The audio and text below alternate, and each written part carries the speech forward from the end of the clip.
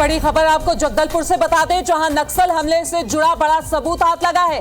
हमले के 28 घंटे बाद कई सबूत यहां पे मिले हैं। घटना स्थल पर बिछाए गए थे कई लैंड माइन्स। आपको बड़ी खबर इस वक्त ये बता रहे हैं, 28 घंटे बाद विस्फोट की जगह पे खुदाई हुई और खुदाई में तार और डेटोनेटर मिला है। इसके साथ ही ट्रिगर पॉइंट में भी एक और तार बरामद हुआ है। बहुत बड़े हमले की तैयारी में थे नक्सली। एक साथ कई आईडी और तार के जरिए विस्फोट यहां पे किया गया था। ये तस्वीरें भी आप देख सकते हैं जहां पे खुदाई हुई और खुदाई के बाद। ज्यादा जानकारी के लिए हमारे संवाददाता नरेश जुड़ गए। नरेश, अभी और क्या अपडेट? देखिए, ये खुदाई के बाद, क्योंकि कल पूरा घटनाक्रम जैसे हुआ उसके बाद फोरेंसिक टीम भी मौके पे जांच के लिए गई थी, लेकिन इसके बाद इस गड्ढे को पाटने से पहले पूरी तरह से सबूत चेक करने के लिए गड्ढे की खुदाई की गई। तो यहाँ पर एक और तार बरामद हुआ, जिससे ये इस बात की पुष्टि हुई कि एक से ज्यादा लैंडमाइन आईडी एक साथ जोड़कर माओवादियों ने इस विस्फोट को अंजाम देने के लिए लगाया था। और इसके पीछे का मकसद ये था कि कोई भी अगर लैंडमाइन फेल होती है तो दूसरी लैंडमाइन के जरिए भी विस्फोट उतना ही घातक बना रहे। और सबसे पहले IBC 24 ने ही ये बताया था कि उस जगह पर केवल एक सिंगल लैंडमाइन नहीं लगाई गई थी, उसकी बजाय 2 लैंडमाइन वहां पर लगाई गई थी। और माओवादियों की ये कोशिश थी कि यदि MPV जैसा व्हीकल, जो माइन प्रोटेक्टेड व्हीकल होता है, वो भी अगर आए तो वो इस ब्लास्ट से बिल्कुल भी ना बच पाए, उस पर उतना ही घातक हमला हो सके। तो ये पूरी तैयारी की गई थी, जिसके लिए वहां पर मौके पर जब खुदाई हुई तो तार बरामद हुआ और उस तार से जो करीब 2.5 फीट का एक कनेक्शन तैयार किया जाता है डेटोनेटर को उस विस्फोटक में जोड़ने के लिए, जिससे वो डेटोनेट हो सके। तो वो तार का अगला हिस्सा भी वहां पर मौके पर खुदाई के दौरान बरामद हुआ है, जिससे ये स्पष्ट है कि माओवादी एक बड़ी तैयारी के साथ बैठे थे कि छोटा वाहन ही नहीं, यदि फोर्स का सबसे सुरक्षित वाहन भी वहां आता है तो उसको भी इस आईडी विस्फोट के जरिए उड़ाया जा सके। नरेश, आपसे यहाँ ये भी जानना चाहेंगे कि अभी खुदाई का काम यहाँ पे लगातार चल रहा है या बंद हो गया, और कौन कौन सी टीमें यहाँ पे लगी हुई हैं इस वक्त? देखिए, ये जानकारी मिली है कि CRPF के भी DG इस वक्त घटना स्थल और आसपास, क्योंकि CRPF के कैंप भी हैं, वहां का दौरा कर सकते हैं। लेकिन कल देर शाम ये गड्ढा वहां पर पाट दिया गया है। फोरेंसिक टीम ने भी अपने सैंपल ले लिए हैं कि किस तरह के विस्फोटक का इस्तेमाल माओवादियों ने वहां किया है, जिसकी रिपोर्ट अभी आनी बाकी है। लेकिन फिलहाल जो है इस गड्ढे को पाट दिया गया है और ये तार वहां से बरामद होने के बाद स्पष्ट हो गया है कि किस तरह से इस आईडी को प्लान किया था माओवादियों ने।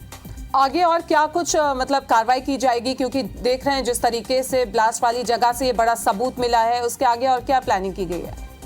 देखिए, ये समझ में आ रहा है कि माओवादी इस तरह के बड़े लैंडमाइन और भी लगा सकते हैं, और जो जिस तरह से सड़क का जो रोड ओपनिंग पार्टी लगाना आवश्यक था जांच के लिए, और साथ ही साथ जो ऐसे आईडीज को डिटेक्ट करने का जो तरीका है उसमें ज्यादा सख्ती बरतने की जरूरत होगी। कम से कम इससे ये स्पष्ट हो रहा है। और इससे ये भी पता चलता है कि माओवादी कई स्तर पर जब किसी एक बड़े हमले को प्लान करते हैं तो उसकी प्लानिंग को पुख्ता करने के लिए कई तौर तरीके इस्तेमाल करते हैं।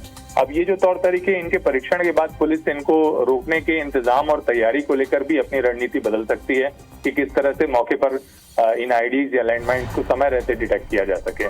तो ऐसा लगता है कि ये जो मुख्य उद्देश्य था खुदाई का, गड्ढे का, उसके बाद और उससे जो बरामद चीजें हैं उसके परीक्षण के बाद इस तरह की रणनीति पर पुलिस आने वाले समय में काम कर सकती है। नरेश, किस तरीके से ये काम किया जाएगा, क्योंकि जिस तरीके की घटनाएं हो रही हैं, यहाँ पे सबूत मिले हैं, उसके बाद किस तरीके से कोई ऑपरेशन यहाँ पे चलाया जाएगा जिसके बाद इस तरीके की वारदात जो हो रही है वो ना हो?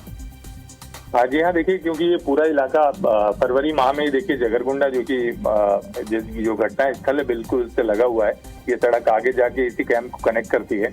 यहाँ पर भी 3 DRG के जवान शहीद हुए थे गोलीबारी में माओवादियों की तरफ से। तो ये लगातार ये जो पैच है इस इलाके में दंतेवाड़ा और सुकमा की सरहद पर लगातार माओवादियों की सक्रियता बनी हुई है। तो आने वाले दिनों में फोर्स की ये कोशिश है कि जवाबी हमला किया जाए। और इस मामले में भी यही हुआ था कि एक तरह से ट्रैप माओवादियों ने बनाया था, क्योंकि हर जिले में चुटपुट वारदातें और सॉफ्ट टारगेट को माओवादी कर रहे थे, जिसकी वजह से पुलिस के लिए एक पैनिक सिचुएशन थी कि समय रहते माओवादी जिन जगहों पर मौजूद हैं उनको जाकर वहां से हटाया जाए, ताकि वो चुटपुट घटनाओं से जो आम जनजीवन प्रभावित करते हैं और उसका दबाव सीधे पुलिस पर पड़ता है, उससे नियंत्रित किया जा सके। लेकिन ये एक तरह का ट्रैप साबित हुआ और घटना के बाद जब वापस लौट रहे थे जवान तो उनको इस ट्रैप में फंसाकर इस आईडी को ब्लास्ट किया गया। तो इस तरह की रणनीतियों को ध्यान में ही रखते हुए आने वाले दिनों में हो सकता है पुलिस और ऑपरेशन प्लान करेगी।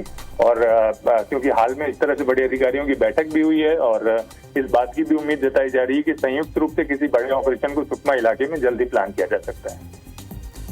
नरेश, आपसे यहाँ ये भी जानना चाहेंगे, जिस तरीके से ये पूरी घटना घटी थी उसके बाद एक बड़ी टीम काफी यहाँ पे पहुंची थी, सीआरपीएफ डीजी वहाँ पे पहुंच चुके हैं, और कौन कौन सी टीमें हैं जो कल वहाँ पे पहुंची थी, और क्या उन्हीं के मतलब कह सकते हैं कि उनके सामने ही ये पूरी खुदाई यहाँ पे की गई थी?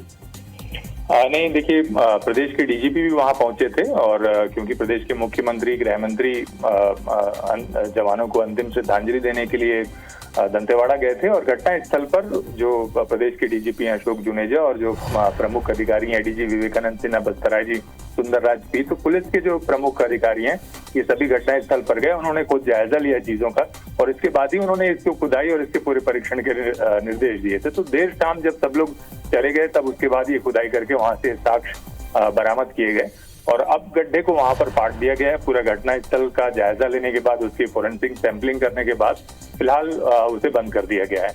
और आज सीआरपीएफ के डीजी भी पहुंचे हैं, इससे यही संदेश जा रहा है कि आने वाले दिनों में संयुक्त तौर पर ऑपरेशन के साथ साथ क्या एहतियात बरतना है उसकी गाइडलाइन भी सीआरपीएफ डीजी अपने जवानों को दे सकते हैं, क्योंकि कुआकोंडा से जगरगुंडा के बीच सीआरपीएफ ने बड़ी भूमिका निभाई है इस रोड को बनाने में। बनने के दौरान कड़े सुरक्षा इंतजाम भी जो है वो सीआरपीएफ के जवानों के द्वारा दिए जाते रहे हैं। तो इस रास्ते में कई कैंप हैं जहां सीआरपीएफ की डिप्लॉयमेंट है, तो इसलिए सुरक्षा और जो बेसिक जो एसओपीज हैं उसकी पालन को लेकर भी एक समीक्षा डीजी की तरफ से की जा सकती है और निर्देश दिए जा सकते हैं।